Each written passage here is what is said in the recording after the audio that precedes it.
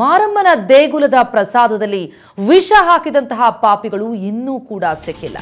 ಮಾರಮ್ಮ ದೇವಸ್ಥಾನ ಟ್ರಸ್ಟ್ನ ಕಾರ್ಯದರ್ಶಿ ಶಶಿಬಿಂಬಾರನ್ನ ಪೊಲೀಸರು ವಶಕ್ಕೆ ಪಡೆದಿದ್ದಾರೆ. ಇನ್ನೂ ಕೂಡ ವಿಷ ಹಾಕಿದ ಪಾಪಿಗಳು ಸಿಕ್ಕಿಲ್ಲ.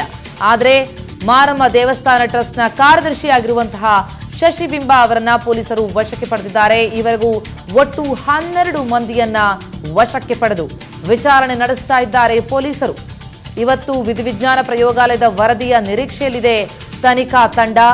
ಮಾರಮ್ಮ ದೇವಸ್ಥಾನದ ಟ್ರಸ್ಟಿ ಮಾದರಾಜ್ ಸುಳ್ವಾಡಿ ನಿವಾಸಿ ಚಿಕ್ಕಮಾದಯ್ಯ ಕೂಡ ವಶಕ್ಕೆ ಪಡೆದುಕೊಂಡಿದ್ದಾರೆ ಪೊಲೀಸರು. ವಿಷ ಹಾಕಿದವರು ಯಾರು ಅನ್ನುವಂತಹ ಪಾಪಿಗಳ ಬೆನ್ನತ್ತಿ ತನಿಖಾ ತಂಡ ತನಿಖೆಯನ್ನ ಚುರುಕುಗೊಳಿಸಿದೆ. ಆದರೆ ಈಗಲೂ ಕೂಡ ಆ ಪಾಪಿಗಳು ಯಾರು ಅನ್ನೋದು ಗೊತ್ತಾಗಿಲ್ಲ. ಆದರೆ ಹಲವರನ್ನ ವಶಕ್ಕೆ ಪಡೆದು ವಿಚಾರಣೆಯನ್ನ ನಡೆಸ್ತಾ ಇದೆ ತನಿಖಾ ತಂಡ. ಮಾರಮ್ಮ ದೇವಸ್ಥಾನ ಟ್ರಸ್ಟ್ನ ಕಾರ್ಯದರ್ಶಿಯಾಗಿರುವ ಶಶಿಬಿಂಬ ಅವರನ್ನ ಪೊಲೀಸರು ವಶಕ್ಕೆ ಪಡೆದಿದ್ದಾರೆ.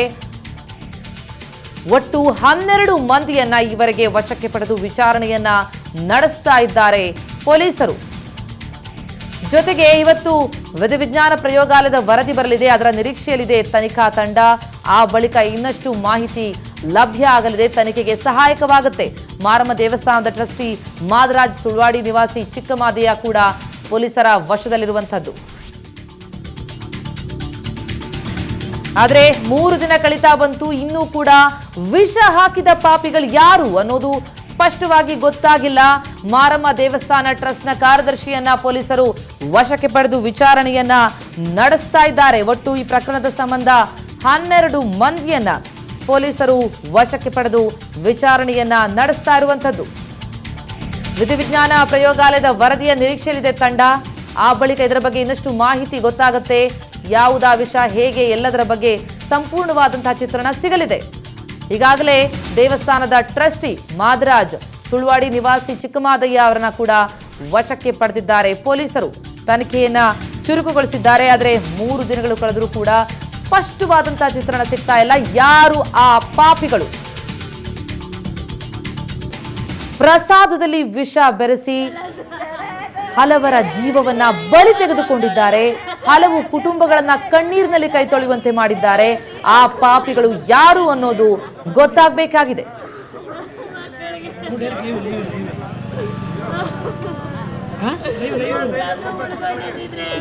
ತಾವೀಗ ದೃಶ್ಯದಲ್ಲಿ ನೋಡ್ತಾ ಇದ್ದೀರಿ, ಮಕ್ಕಳು ಅಳ್ತಾ ಇದ್ದಾರೆ. ಈ ಕುಟುಂಬದ ಕಣ್ಣೀರ ಕತೆ ನಿಜಕ್ಕೂ ಕೂಡ ಎಂಥವರ ಕರಳನ್ನು ಚುರುಕನಿಸುವಂಥದ್ದು.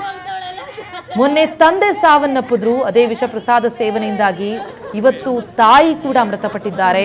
ಅವರ 3 ಮಕ್ಕಳು ಈಗ ಅನಾಥರಾಗಿದ್ದಾರೆ. 3 ಕೂಡ ಇನ್ನೂ ವಿದ್ಯಾಭ್ಯಾಸವನ್ನ ನಡೆಸ್ತಾ ಇರುವಂಥದ್ದು. ಈಗ ತಾವು ಸ್ಕ್ರೀನ್ ಮೇಲೆ ನೋಡ್ತಾ ಇರುವಂಥದ್ದು ತಂದೆ ತಾಯಿ ಮೃತರ ಫೋಟೋ. ಜೊತೆಗೆ ಇನ್ನೊಂದು ವಿಂಡೋದಲ್ಲಿ ನೋಡ್ತಾ ಇದ್ದೀರಿ ಈ ಮೃತರ ಹಿರಿ ಮಗಳು ರಾಣಿ ರೋಧಿಸ್ತಾ ಇರೋದನ್ನ. ಈಕೆ ಈಗ ಈ ಮನೆಗೆ, ಈ ಕುಟುಂಬಕ್ಕೆ ದಿಕ್ಕಾಗಿರುವಂಥದ್ದು.